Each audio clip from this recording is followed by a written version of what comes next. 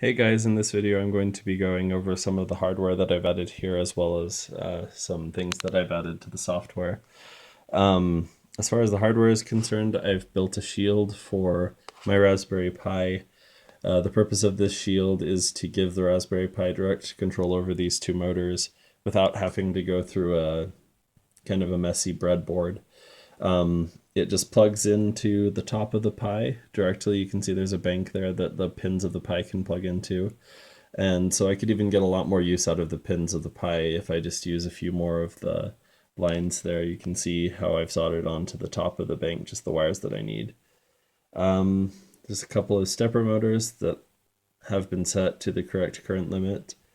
And I've got my two motors here. So everything's fine and dandy. I've 3D printed a part that interfaces with the 8020 here. And as you can see, it is really, everything lined up very well and it seems to working great. It works well with the timing belt. It grips it really well. I don't think we're going to have any problem with these 3D printed parts using the tough resin from the lithographic printers. So that's all set up. Let's go ahead and show you what I've added here to the program. Here's the GUI again. I've made it so that we can load files now and read the files and make the motors move based on those files. So let's go ahead and do that.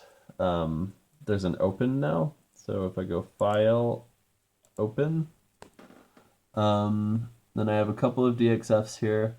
I created a file that has diagonals in it just so I could test the two motors working together. So I'm going to run that one.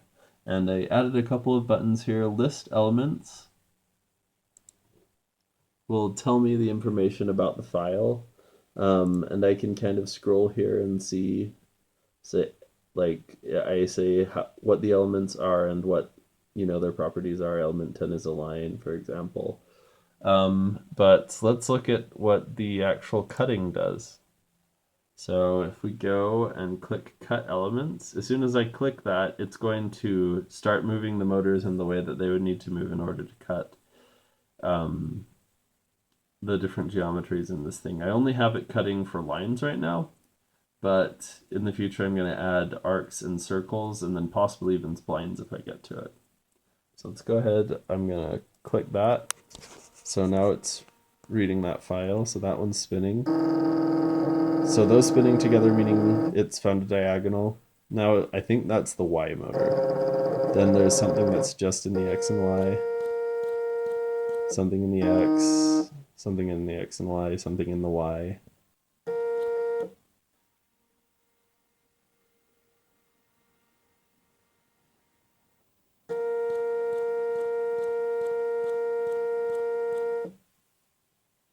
Okay, looks like it's reached the end of the file. So there you go.